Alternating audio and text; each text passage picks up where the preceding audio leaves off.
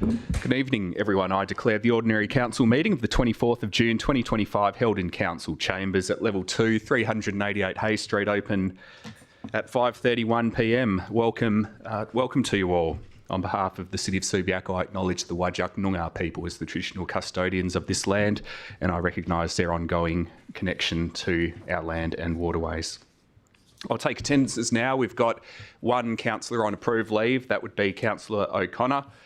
And that would leave, I think, 7 councillors and a mayor, with Councillor Burns, I think, in the building somewhere, but not in his seat. I see a CEO and most of the directors and Director Business Improvement will be at the, I don't want to call it the kids table, but the other table. And welcome directors, welcome ELT, and to all your staff as well. Good evening. Are there any leave requests this evening? No? Any disclosures of interest? Okay, there were no public questions previously taken on notice and no public questions submitted for public question time this evening, so we'll move straight on to public statements. We've got a single public statement on item C5 from James Lewison of Development WA.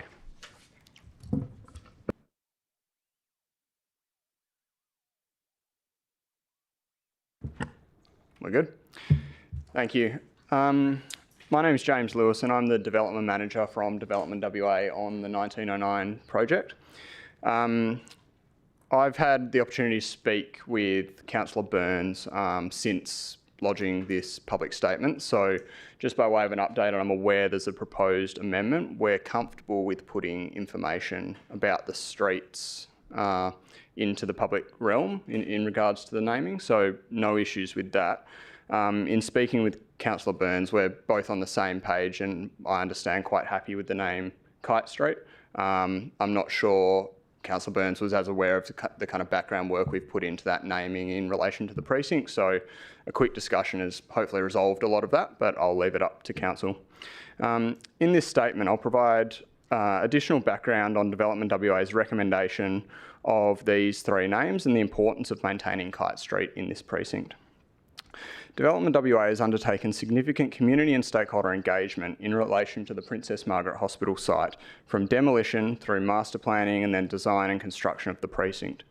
In speaking with the community and stakeholders, the value placed on the hospital and the need to reflect this in our development was clear. Through the engagement process, Development WA made a commitment to the community to honour and tell the story of PMH through the project. This has involved retention and refurbishment of buildings, public realm interpretive design and signage, a memorial garden, and is proposed to continue into street naming.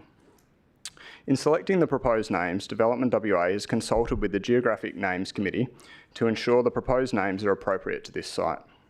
Several names were presented to the GNC, with those recommended to Council considered appropriate in this location. Through the PMH Heritage interpretation naming, Development WA has been conscious not to name individual people where possible. This is simply due to the sheer number of extraordinary people involved with PMH over the years and the inability to list them all. This approach has been discussed with stakeholders and is considered to be inclusive and appropriate. PMH has a broad reach within the Western Australian community, with the hospital playing an important role in so many people's lives. The PMH kite is synonymous with the former hospital in the local and broader community, providing a highly accessible reminder of the hospital. As this precinct is developed with new buildings, these connections to the hospital and reminders within the precinct will be vital to remembering and passing on knowledge of the hospital to future generations. There is a kite and bronze statue at the Subiaco Library. The statue is from PMH, but the kite is not the original. Development WA retained the original kite during demolition works and had previously intended to reinstall it into the new POS to promote the PMH story and heritage. This may no longer be appropriate, as one kite is displayed at the library and looks great, by the way, increasing the importance of the Kite Street naming. All naming within the 1909 precinct is linked to the history of the site or aspects of the design moving forward. As I said, I think we're all on the same page after working through it with Councillor Burns, so this may be a little bit redundant, but appreciate your consideration, and we request that Council support the 3 names nominated by Development WA for this precinct. Happy to answer any questions as well if there's any. Thank you. Thanks, Mr. Lewison. Okay, well, that's the end of public statement time. There were no petitions or approved deputations. Councillors, I will ask you to confirm minutes of the previous meeting, being those of the Ordinary Council meeting of the 27th of May 2025. Do I have a mover and a seconder? Councillor Jones, thank you, and Councillor Johnston. I'll put that to the vote.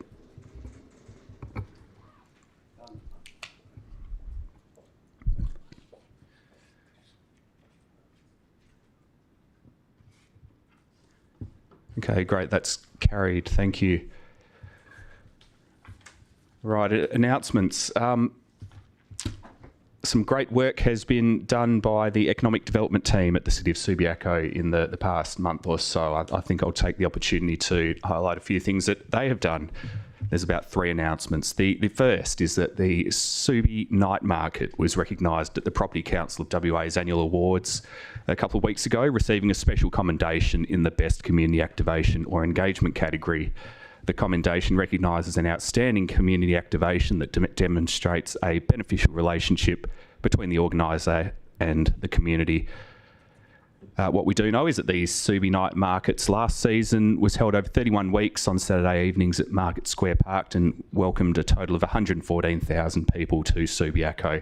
Some of those may have come to Subi otherwise, some may not have, but I think that the numbers show what a great thing that these types of initiatives are for the branding and the promotion of our city.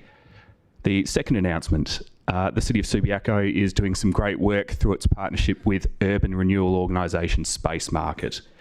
The city entered into a partnership with Space Market in November 2024 to activate vacant commercial spaces in the town centre. And we now have 2 activations that are currently live. The first is at 83 Rockaby Road, and that's been online since March.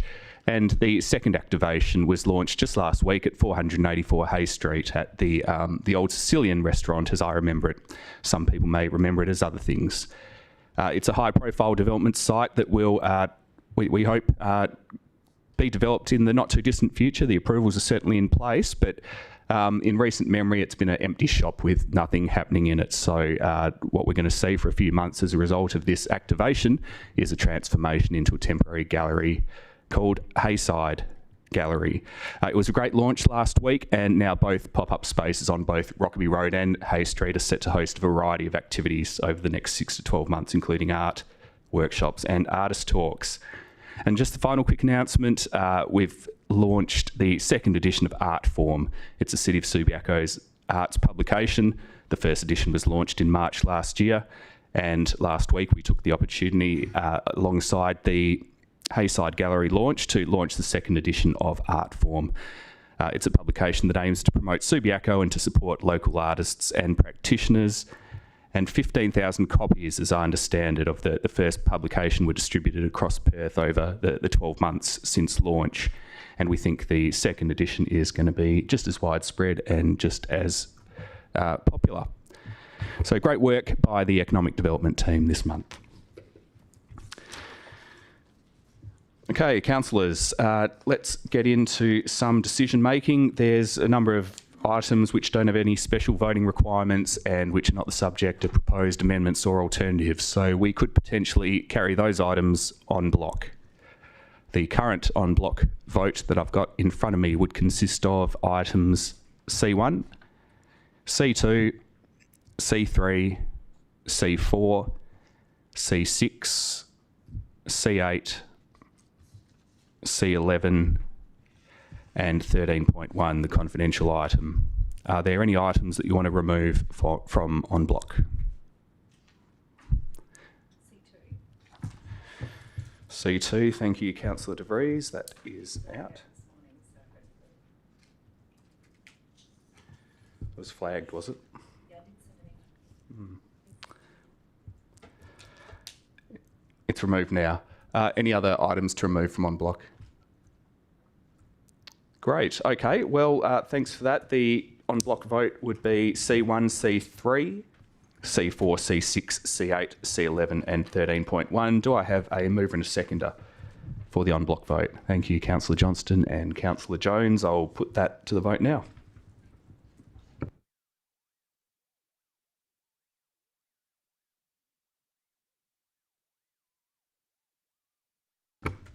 Okay, thanks, councillors. The on block vote's carried unanimously. What that means for those watching is that the agenda items in the on block vote were carried as recommended by our staff as per the agenda without amendment.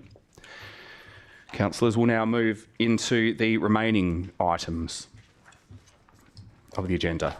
I suppose that takes us to C2. C2, removed from on block. Okay, the officer recommendation is as published. I'll be looking for a mover and a seconder for the resolution. Thank you, Councillor De Vries. Thank you, Councillor Kosovich. Seconding. Councillor De Vries. This is really just to have an opportunity to support this fantastic recommendation and to endorse the implementation of the community safety framework as outlined in the officer's report. I really think this is such an impressive piece of work that it's worth having a conversation about. This framework offers a place-based, people-focused, evidence-based model that builds on community feedback and existing partnerships and is clear, strategic in response to community concerns. It's the work of the fantastic cultural services team led by Manager Connolly. It is a vital piece of work, perhaps not just led by, but certainly key and instrumental, that builds on our goal of being a cohesive, caring, inclusive community. Let's be clear what the community safety framework is not. Importantly, this is not about over-policing or surveillance. As the report makes clear, Subiaco experiences relatively low crime rates, and the data does not support large-scale CCT deployment. While CCTV can play a role in addressing specific issues like illegal dumping, it does not address the underlying causes of homelessness or social vulnerability. You can't solve a housing crisis with a camera or the needs of one specific demographic or focus on the needs of one specific demographic, just women. What we need and what this framework demonstrates is a compassionate, holistic approach that addresses the root causes of social distress. The community safety framework recognises that people experiencing homelessness or mental health challenges need support, not surveillance. It builds on the city's ongoing partnerships with other services, delivering direct support, weekly walk-ins and coordinated responses to those in need. These initiatives reflect our ongoing commitment to treating all members of our society with dignity and respect. Obviously, I could go on. I commend the way that this framework has developed through genuine engagement with the community, stakeholders, police, and service providers.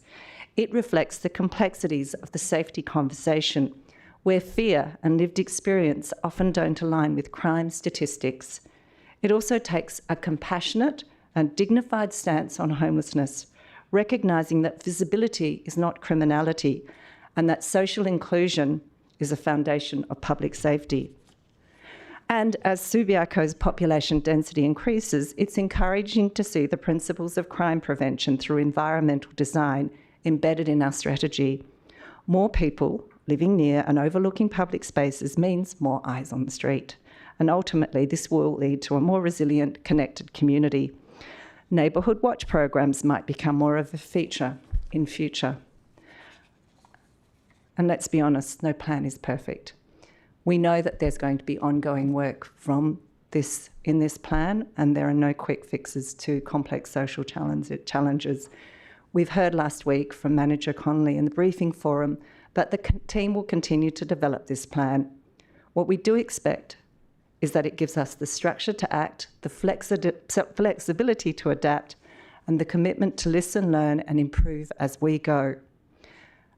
So obviously, I do fully support the officer's recommendation and commend the staff who have worked collaboratively to bring this thoughtful and inclusive framework forward. Thank you. Thank you, Councillor Kosovich. Sorry. Oh, working now. Thank you, Mayor. And can I just commend Councillor De Vries for her excellent summary. I'll just come at it from another perspective, and that is that of all the matters that we've discussed at Council at the strategic workshops, this matter certainly got a lot of input, and it should, because it was about community perceptions. It was about the community's fear after dark, and that we got people living alone.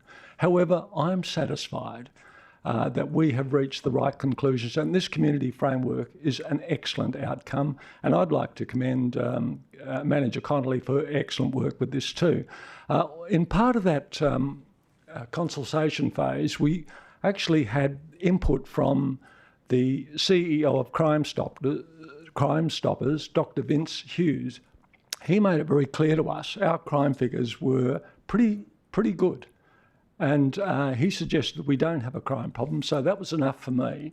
And given my background, and I think that was a great input. But I just need to just get into my computer again. Just bear with me.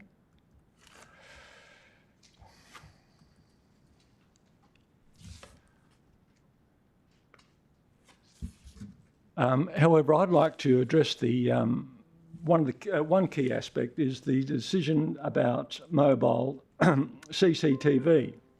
As set out on page 10 of the officer recommendation, for the covert use and illegal dumping hotspots means that areas such as parks, like the Pocket Park located between Bedford Avenue and Olive Street, once the illegal dumpers have been identified and prosecuted, we can expect to see rubbish bins being restated from where they were removed due to the illegal dumping.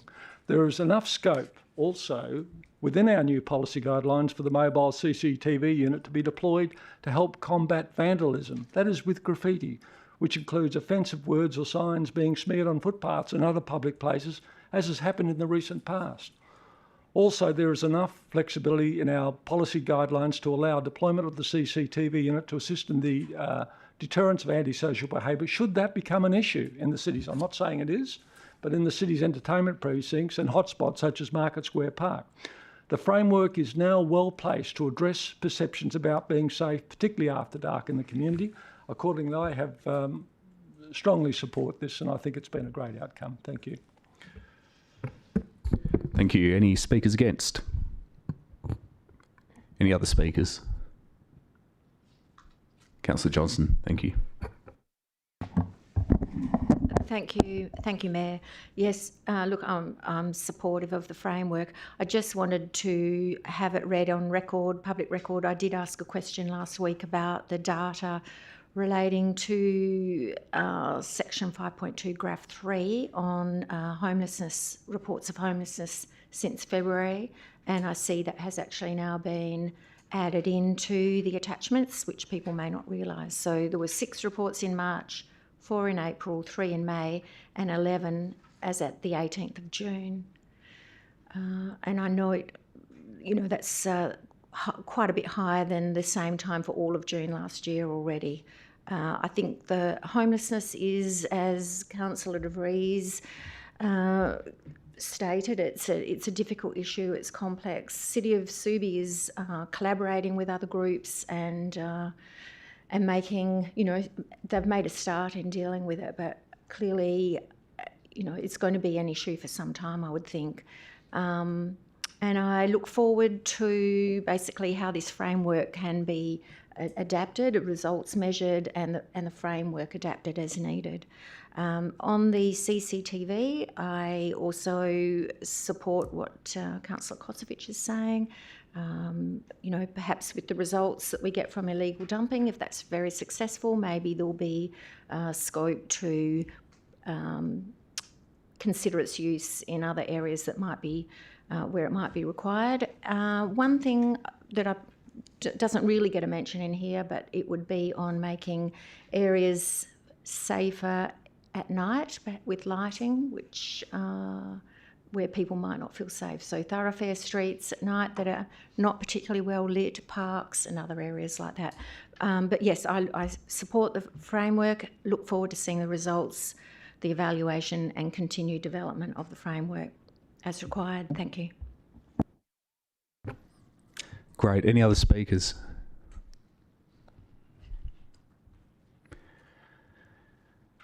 Okay, I don't normally do this, but I'll enter the debate just to say a few words in support of the framework. And I want to do that because I think it's really admirable how this report has come about. It came about because community perceptions identified community safety as being a concern of theirs through things like market scorecards. And certain councillors, you know who you are, took a particular interest in that kind of feedback and were driving forces in some of the discussions we've had in strategic workshops. And we've brought everyone on along the ride together as a council and as a senior staffing unit, and we've through our workshop program we've said to our staff we want more information and we want to look at how we tackle these issues, so that when we get the inevitable emails, which I get and which I know you all get sometimes, where the occasional hotspot pops up and people say, why don't you whack up some CCTV, we can say, well, no, we've done the research, we've done the thinking, and this is our strategic framework by which we're going to tackle these issues in a considered whole of city kind of way. So I just think it's a really great example of how our system works and how we listen to community feedback, and how when the right types of issues arise, we will see councillors bring those to discussions between meetings, and the result, as you see tonight, is a considered framework and a report from our staff, which if I were a betting man, I'd say is on the way to some resounding support when it's time to call the vote. So I don't think I need to commend the report to you, but I will do so anyway. Are there any other speakers? I'll step out of the debate now. Okay, I'll ask the mover to close. Councillor De Vries.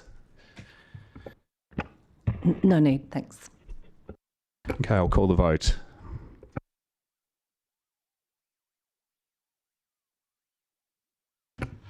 Thanks, Councillor. The item is carried unanimously, which tonight means a vote of 8-0. We'll move on now to item C5, proposed road names for the Subi East redevelopment area. We've got an amendment from Councillor Powell. We did have an alternative from Councillor Burns, but I don't think there's any intention to raise that tonight, but I'm not sure we'll even get there. I think we concentrate on the officer recommendation with Councillor Powell's amendment.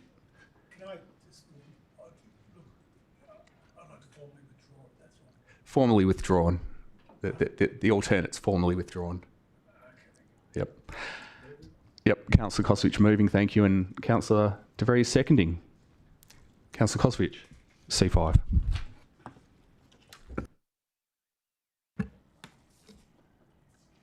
Thank you, Mayor, and through you. In moving this officer recommendation, I begin by acknowledging the lead agency in development, WA, who, as is procedurally required, submitted their report to the City of Subiaco, seeking council approval for these 3 proposed road names in the Subi East redevelopment site. I'd like to thank Mr Lewinson for his statement tonight as well. This is in accordance with the Land Administration Act 1997, whereby any new roads created through subdivision need to have those names approved by local government prior to final approval by the Minister for Lands and through Landgate. Development WA's detailed investigations with this matter culminated in the proposed names being listed in their comprehensive submission, which, among other things, has been extensively reviewed and supported by the Subi East Elders Reference Group. The proposed theme for the road names for the Subi East development or redevelopment has specifically focused on acknowledging the site's history as Perth's first children's hospital and incorporating Noongar cultural significance. One Noongar name is proposed, Makura Loop, which refers to one of the Noongar 6 season and links in with the nearby Bardi Trail node. The other 2 names, 3 Penny Lane and Kite Street, are intrinsically linked to the site's use as Perth's first children's hospital. The proposed names are as follows: 3 Penny Avenue, Kite Street, Makura Loop. In examining the reasons and indeed the justification as to why Kite Street in particular has been proposed, I advise as follows. A search of public records has revealed a City of Subiaco media release dated Wednesday the 24th of August 2016 titled Up, Up and Away with Princess Margaret Hospital Kite Children at Subiaco Library. It reads as follows: iconic public artwork, Kite Children, formerly on display outside the emergency department at Princess Margaret Hospital for Children, has been relocated to Subiaco Library thanks to joint funding from the City of Subiaco, Child and Adolescent Health Service and Talathan Kids Institute. The sculpture was designed by Yanship artist Owen Davis and features two children, one holding a bear while the other holds tightly onto a kite handle. The top of the artwork, the kite, extends 6 metres up the side of the Subiaco Library. City of Subiaco then Mayor Heather Henderson says the Kite Children is a beautiful addition to the city's growing public art collection, and the sculpture could not be more at home at Subiaco Library. The children are the perfect people to greet visitors in and out of the library. The sculpture captures the joy of playtime and shares a glimpse of the world through the eyes of a child, Mayor Henderson said. The sculpture represents a very proud part of the city's history as the home of paediatric care in Western Australia. The iconic artworks highlights the city's connection with Princess Margaret Hospital and children from all over the state. Michelle Dillon, the acting executive director of Princess Margaret, said that moving the sculpture from PMH to the library would keep a piece of the hospital's history in the heart of Subiaco. We are delighted that the statue will continue to stay in Subiaco and act as a reminder of the contribution the hospital has made to the lives of children and adolescents in Western Australia. I hope the visitors to the library will continue to feel the joy and work of the artwork evokes for many years to come. By incorporating this statue, the city was paying homage by honouring Princess Margaret's Hospital's 118-year-old history and its significant legacy in healing and otherwise meeting the needs of sick children and the related impact this had on not only Subiaco, but the broader West Australian community. Further, the statue's presence is a thoughtful and compelling connection between the library and Princess Margaret Hospital, strengthening the community's sense of identity and shared values. Accordingly, I submit the proposal of Kite Street, Three Penny Avenue and Makura Loop are all deeply meaningful names that are entirely appropriate in the circumstances, which I believe will resonate strongly with the Subiaco community as a fitting tribute to child health care on the Princess Margaret Hospital site and represent a further significant step in the reconciliation journey with our Whadjuk Noongar people. I commend this OR to you. Thank you. Councillor De Vries. Thank you, through you, Mayor. Look, again, what a fantastic coverage of all the key points that I was going to make. Thank you, Councillor Kosovic. But there is importance in addressing some of the issues. I think for me, the big one is the tremendous amount of thought that went into this decision. We have other decision makers that we sometimes liaise with, and in this case, it's Development WA, it's the Elders group, the CB East Elders Reference Group, and we know that there are really good justifications for the choice of these names. And it was really great that Mr. Lewinson was able to come tonight and give a bit more of a background to why these names were the chosen ones. I did a bit more research, and obviously the name Kite didn't immediately resonate, even though my children spent many hours at Princess Margaret Hospital when they were young, because one of my children had quite severe asthma. So I probably walked into that hospital past that iconic image many times and didn't notice it, but I'm sure the children did. The point is, we want to leave something which is like a memory of the past. We want to connect to the past, and I think we achieve that.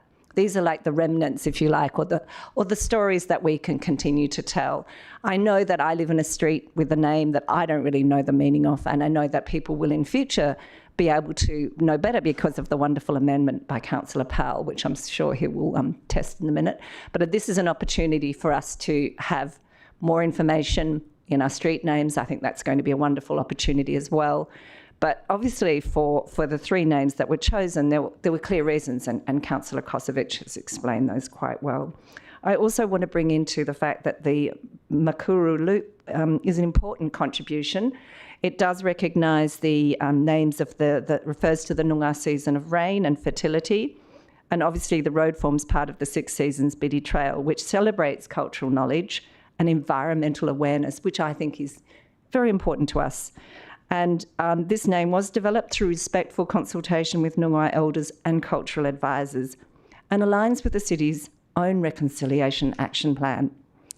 So it's not only culturally appropriate, it also offers a meaningful opportunity to celebrate the enduring connection of the Whadjuk Noongar people to country and to embed Indigenous knowledge and identity into the fabric of this new development. And I'd love to see more of that in our community in other ways. So I just want to pay respect to an appreciation for the work of the Subi East Elders Reference Group. It's important that we recognise the roles that they've played in shaping these names, the work of Development WA, and that explanation tonight, which is that so many people have been associated with that hospital, my uncle being one of them. He was the carpenter at Princess Margaret Hospital for many years. And I thought, actually, these are the people that also need recognition. The little people sometimes need to have their names on street signs. I'm sure he won't ever get one. But the point is, I think the number of people, the volume of people that would have worked there, the people who were saving lives, the nurses, I think we come down to a symbol. I think that's great with the name of Kite Street. And that absolutely adoring story about the Three Penny Avenue was just so heartwarming. So I commend this to you. I think it's carefully chosen, contextually relevant and culturally respectful. So, yeah, I look forward to hearing from Councillor Powell shortly. Thank you. Thanks, Councillor. On that note, I think we probably should deal with the amendment just so we know what we're discussing this evening.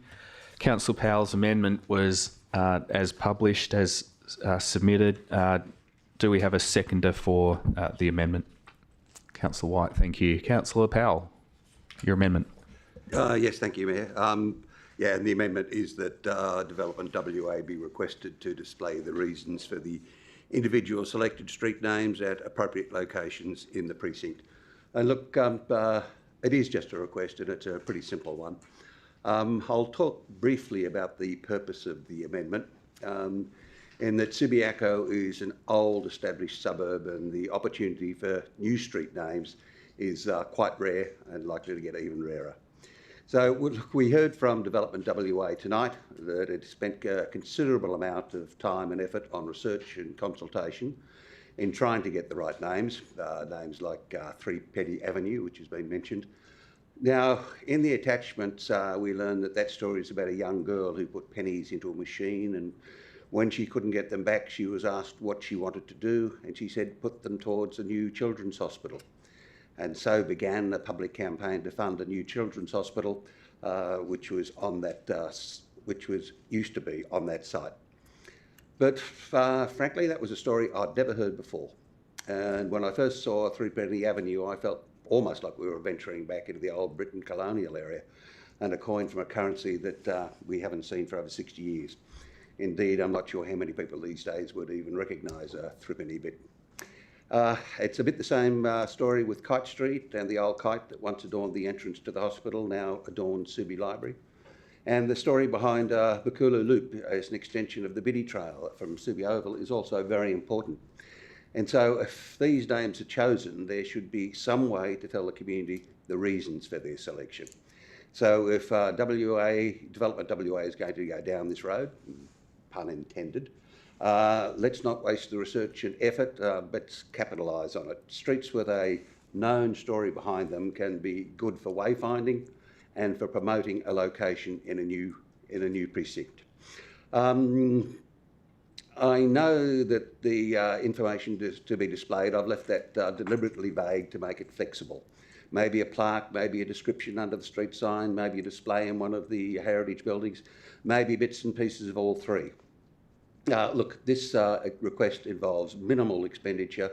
It's not onerous on Development WA, but I think it is quite important to get the history of the names in the new precinct known. So I'd ask you to support this amendment.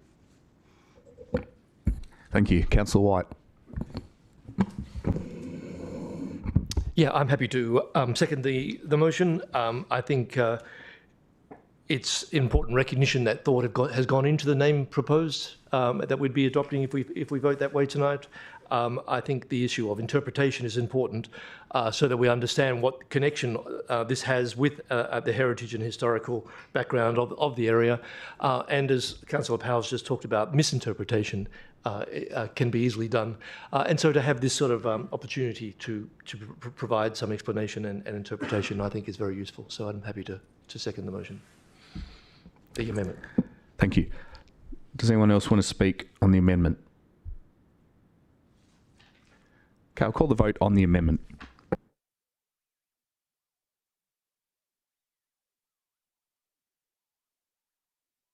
The amendment's carried unanimously. Thank you, councillors.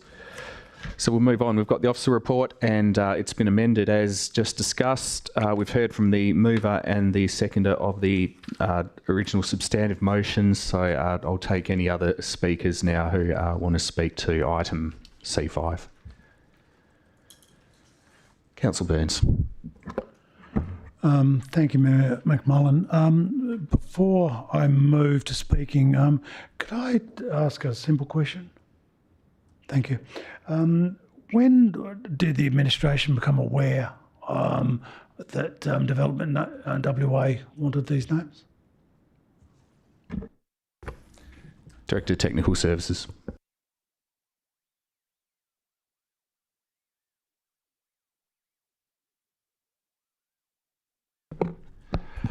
Thank you. I might actually defer that to the Manager of Engineering Services.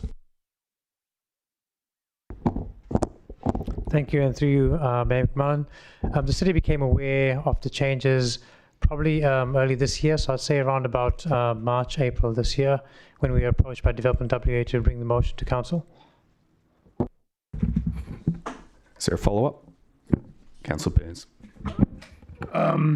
Look, I'll just speak to it and I have my answer. Okay, speaking to the motion now, thank you. Yeah. Obviously, I'm in now. I find myself in support of the substantive motion, albeit I've just withdrawn an alternate in regards to it. I don't think I would have found myself in this position hadn't the elected members been aware, going back as far as March, that this was going on.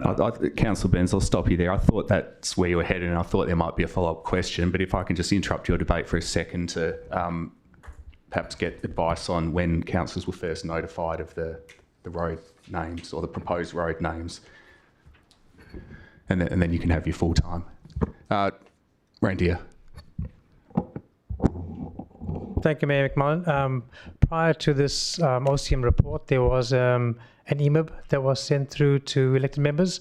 That would have been, from memory, late May, which outlined the supporting information that made up this report. Thank you. And Councillor Burns, I wouldn't have normally done it, but I just had to correct that. Carry on. Yeah, look, I was going to allude to the fact that somewhere I missed I missed it, so that's great. I appreciate it, Mayor McMullen. Look, so to carry on, I'd like nobody to think my withdrawal is any reflection on Dr. Tom Dador. I went to some length into his background, but I suppose probably the key thing to understand about Dr. Dador is none of us would be sitting here pushing these buttons or talking without this gentleman.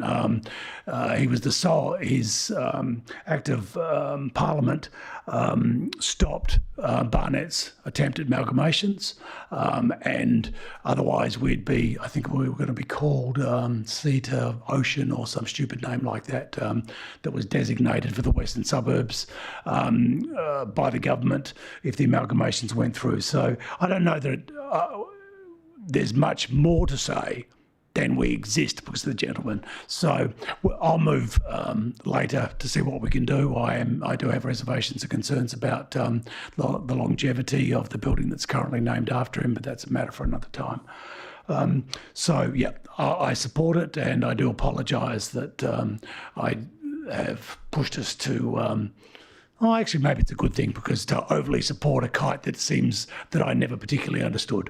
Thank you. Thank you. Any other speakers to C5?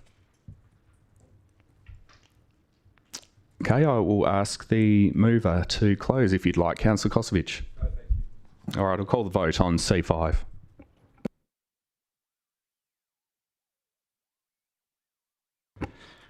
Excellent. The item's carried unanimously. Thank you, councillors. And thank you, everyone who got us to that point. I think it was a team effort. Okay, well, let's move through the remaining agenda items. C6 went on block, so that brings us to C7, the City of Subiaco Council Plan for the next 10 years. We've got an absolute majority voting requirement. The officer recommendation is as published. I'll be looking for a mover and a seconder for the officer recommendation. Councillor De Vries moving, thank you. Councillor Kosovich seconding. Councillor De Vries. I support the officer recommendation, obviously, to adopt the City of Subiaco Council Plan for 2025 to 2035. This will be wonderful to have two strategic documents now in one, the Strategic Community Plan and the Corporate Business Plan, into a single contemporary framework, making it easier for both council and, more importantly, perhaps the community to see how we are working toward our shared future. So one of the most important features for me of the council plan is its renewed 10-year vision, a diverse, welcoming community shaped by its rich history and celebrated for green spaces, which is great, lifestyle, which we know is just getting better and better, and culture, which we've got oodles of. This vision sets the tone for everything we do. It's ambitious, inclusive, and firmly rooted in the unique identity of Subiaco. So we know there are 5 strategic pillars: the community, number 1, which is great, the environment, number 2, economy, places, and organisation. And each pillar is supported by clear objectives, measurable outcomes, and key projects and services. These are concrete commitments that council and administration will be held accountable for through both annual reporting and ongoing community consultation, which I adore. The council plan also identifies strategic uncertainties, which again is something that's so important to our future, such as climate change, economic shifts, and population growth, and outlines how the city will remain flexible and resilient through sound risk management and responsive governance. Importantly, the development of this plan was shaped by extensive community consultation over the past 2 years, including feedback on specific projects and citywide priorities. This consultative project has ensured that the plan is grounded in what the people of Subiaco actually care about, from urban greening and pedestrian-friendly streets to action on homelessness and investment in arts and culture. And that brings me to a key point I want to emphasise today. This plan is not just for council or city staff. It is a resource for the entire community. When residents are invited to provide feedback through Have Your Say, or when community members participate in public consultation about development, environmental policy, or local services, I strongly urge everyone to refer to the council plan. It provides a context for those decisions. It gives insights into what we are collectively working toward, and it helps frame local issues within a broader vision of our city. While the council plan cannot anticipate every future challenge, it offers a cohesive and transparent guide to the city's strategic direction. It ensures that our responses to new developments and community concerns are aligned with a well-considered, long-term view, not just reactive decisions. I want to commend the community members, city officers, and fellow elected members who have all contributed over many months to this important piece of work. And if I've missed anybody, I apologise. This consultation was genuine, and the result is a robust, responsive, and forward-looking plan. As I've said a couple of times tonight, no plan is perfect, so we will keep trying to improve it. For these reasons, I fully support the adoption of the City of Subiaco Council Plan 2025 to 2035 and recommend that our community use it as a touchstone for future engagement and local decision making. Thank you. Thank you, Councillor Kosovich. I've got a return served to Councillor De Vries. That was an excellent summary. So good that she left me with nothing else to cover. So I just say I fully endorse the council plan. I'm very proud of what we put together in this with our community, and it's something we'll all look back with great pride in the future. And it will be very practical. It'll be a working council plan that delivers for our community. Thank you. Great. I'll take speakers against. Councillor Burns. Thank you, Mayor McMullen. I wouldn't per se say that I'm speaking against the end result, okay, but I do need to speak because I do intend to vote against it at this stage. I'm not particularly happy with the process as we went through it. I didn't find it to be. I don't want to go. Look, I'm not going to overly criticise it, but I didn't find the exchange between the elected members in the administration particularly fruitful to my mind, and that's really all I need to say. So the end result, I'm not speaking about, but I can't support it because I'm personally not comfortable with the process. But everybody does as they please. Thanks. Speakers for the officer recommendation. Speakers against? I'll take any speakers. Okay, I'll look to the mover to close then. Councillor De Vries, thank you. Yeah, thank you. This has obviously been a process, and in the many workshops that were held, there have been many opportunities for us to both be critical of that process, which we are quite frequently quite critical people, which is fantastic. So I think the opportunity for criticism of the process was when the process was ongoing. For myself, I speak only for myself, I was happy with the process, and no process is perfect. So, we can always look for improvements. So maybe that's where we could look with some ideas from Councillor Burns in future.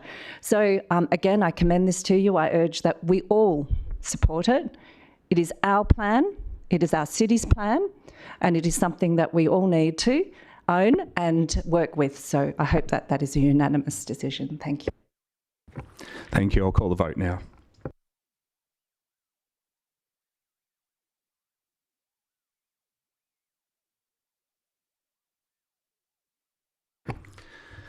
Okay, the council plan's decisively adopted with a vote of 7-1. Okay, C8 was carried unanimously. We'll move on to C9, the review of Register of Delegations and Authorisations for the coming financial year. We've got the officer recommendation on C9, and we've got an amendment from Councillor Burns.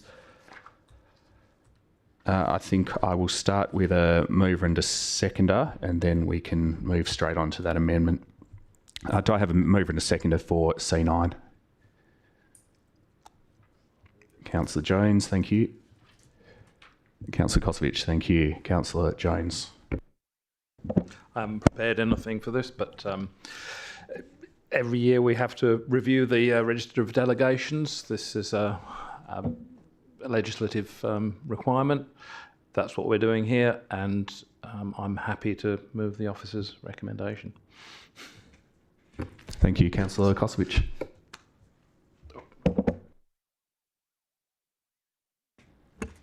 Thank you, Mayor. And in seconding it, I'd like to just acknowledge the staff work. There's a lot of work that's gone into it, and I'd like to acknowledge the work of Governance Officer Anthony Astoni for her good work on this too. There are issues that come up from time to time with delegations that we address, and we have addressed them as like a good council should, and those are carefully worked through. I think, as alluded to by Councillor Jones, these do come up. This is a legislative requirement, and I see no reason to hold it up, and I think it's a good document, and I'm supporting it. Thank you.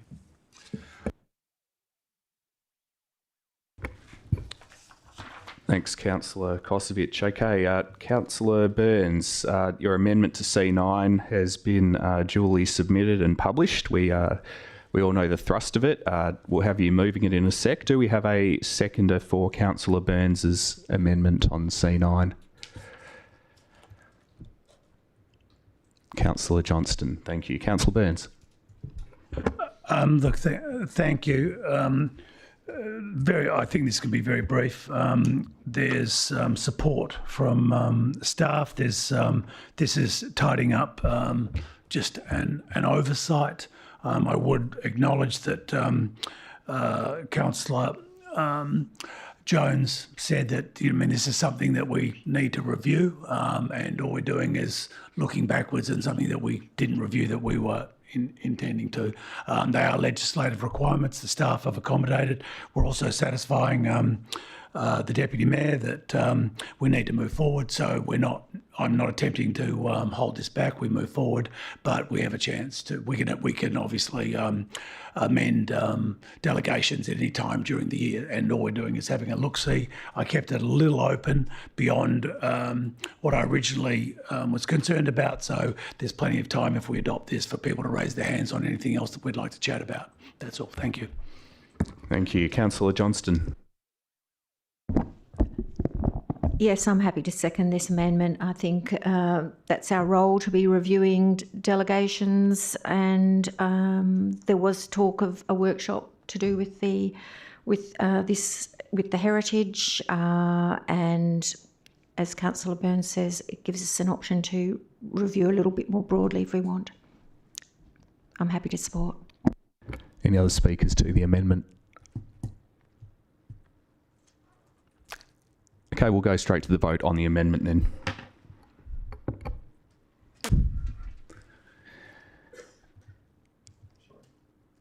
Okay, the amendment's carried 6-2. We'll move back on to the... Someone might have pressed the wrong button, but it doesn't matter. The amendment's carried in any case. Okay, so we're back on C9. We've heard from the mover and the seconder. We've got the amendment incorporated as part of the resolution in front of us. I'll take speakers for or against C9 as amended now.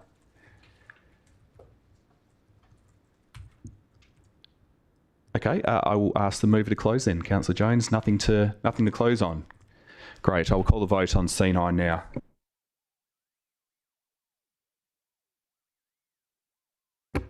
Okay, C9's carried unanimously. Thanks, everyone.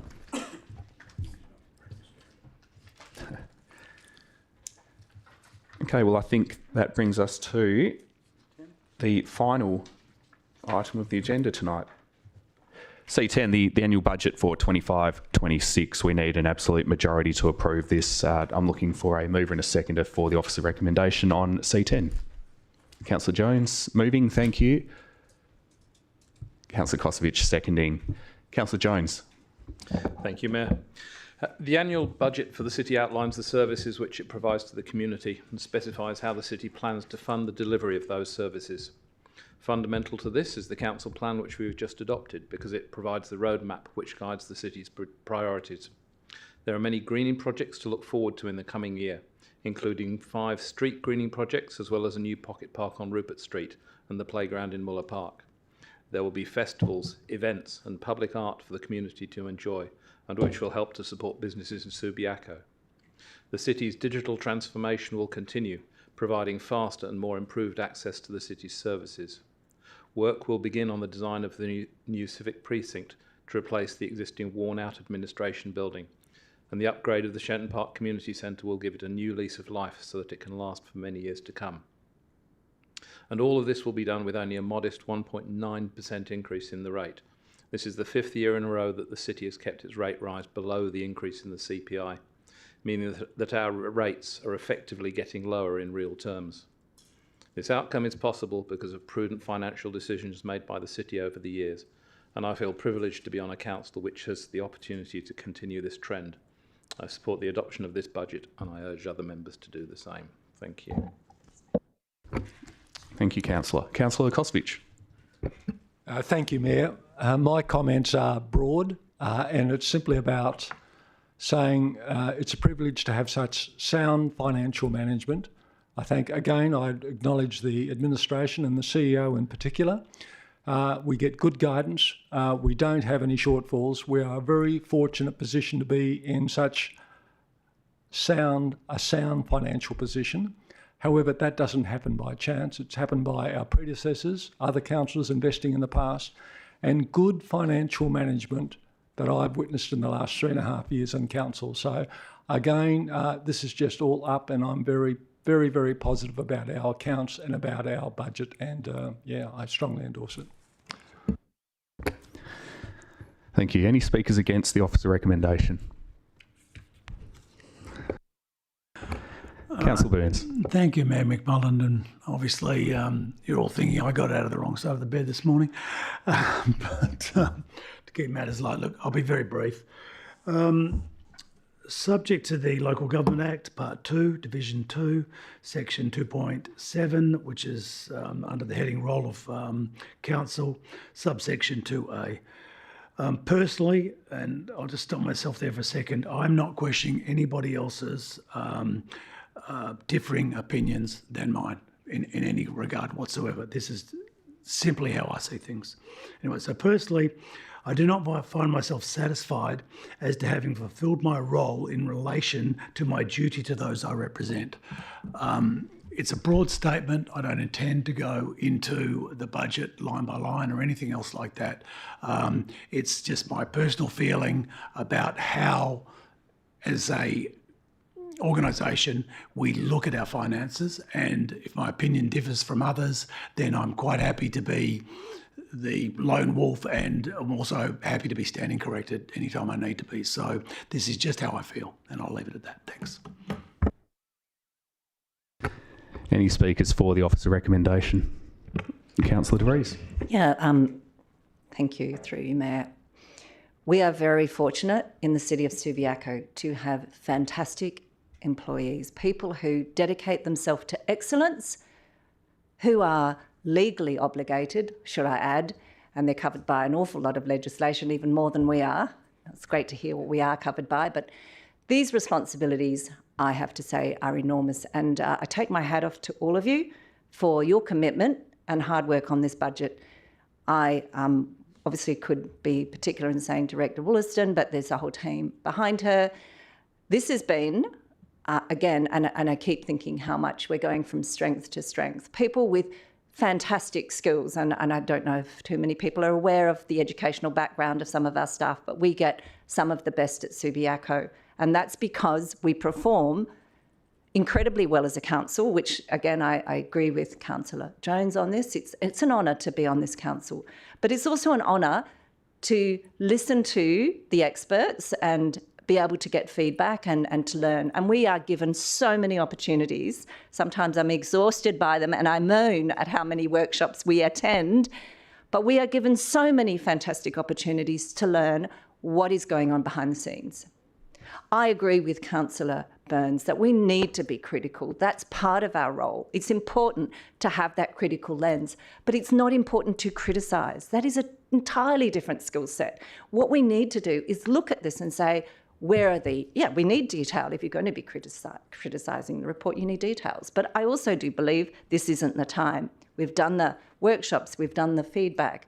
Now is the time to approve this budget, which is, I think, I don't need to repeat the key points, that was done already in the mover's speech, but is important. We need to get it across the line and it needs to be unanimous. We are a council of great decision makers. We work together well. Let's be unanimous on this one, and let's thank the staff who've done the background work for this. Thank you. Thank you. Speakers for or against? Councillor Powell. Yeah, look, I think most of it's been covered, so I'm going to be fairly brief. As Councillor De Vries mentioned, there's an awful lot of work goes into the background of this budget with workshops and very detailed explanations of exactly where we are, what we'll be doing and what our asset bases are, etc. And look, in the end though, for many people it comes down to the hip pocket for the ratepayers. So once again, we're delivering an average rate increase of less than 2%. In fact, in my 6 years on council, the average yearly rate increase has been below 2% every time. And there were 2 years, the COVID years, of zero rate increase. So 4 years of less than 2%. That's a pretty significant achievement considering inflation at times was running at 2, 3 or even more times that level. So I'm also pleased, I think, to see that the minimum rates have been kept steady for those who are entitled to them, people like seniors and concession holders, card holders and the like. Again, an achievement looking after the vulnerable in a cost of living squeeze. So, as I said, it's a very detailed document and I commend staff for their work. Thank you. Excellent. Any other speakers? Okay, I'll enter the debate. Unsurprisingly, I will speak for the officer recommendation on C10. I'm acutely aware that complaining about rates is a national sport. It's a national pastime participated by many people in this great nation. But in my view, to have any grounds for complaining about rates, there's got to be, I think, one of two reasons to do so. The first reason would be that you think rates are too high. Now, I'll speak to that. In the city of Subiaco, we've had a modest rates increase of 1.9% for the last 4 years. That is the lowest cumulative increase over that period of any metropolitan local government. That's pretty amazing.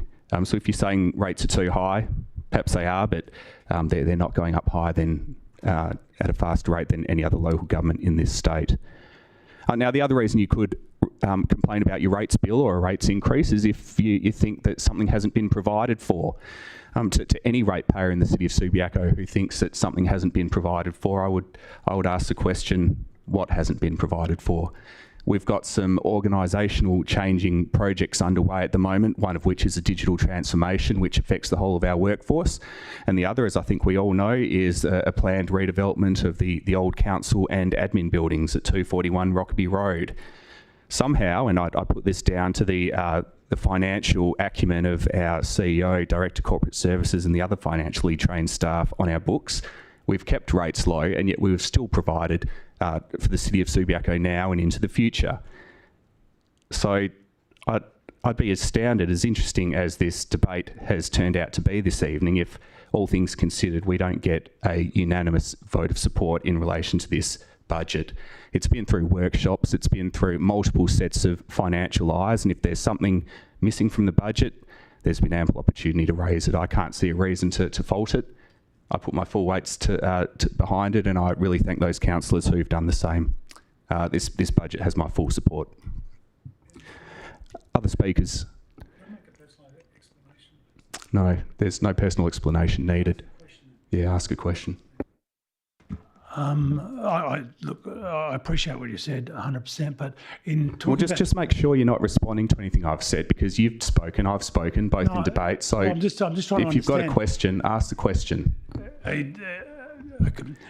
Otherwise, we can agree to disagree, which is the nature of debate, and we'll still have a great conversation after this meeting, Councillor Burns. My point's not that. It's just that if you're thinking that what I said was about rates, that's not. I never okay, well, we're debating rates and we're debating budget. We'll talk offline. We'll keep talking. And I'm just saying that I wasn't. This is why we have a democracy. This is why we have different points of view around the table. I've said what I need to say. Didn't mention rates. You've said what you need to say. Okay, thank you. It's funny that you didn't mention rates because we're talking about our budget. So I think we've said what we need to say. The budget. Councillors, is there anyone else who needs to speak on C10?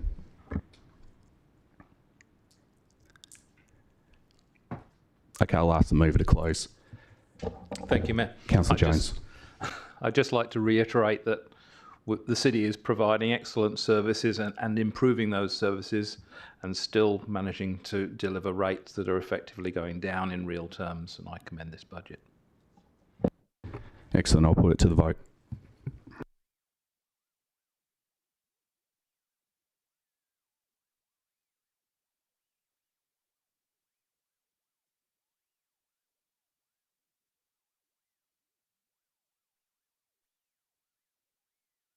Oh boy.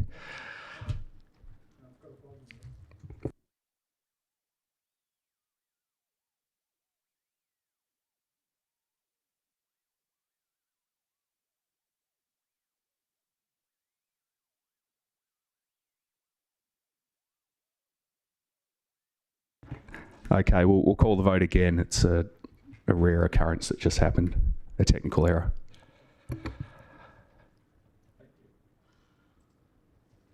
Okay, thank you, councillors. The annual budget is adopted 7-1.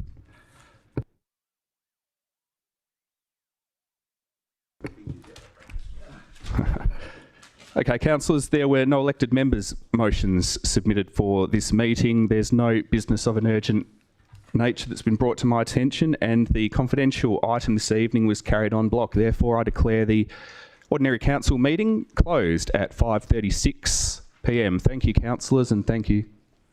6:36.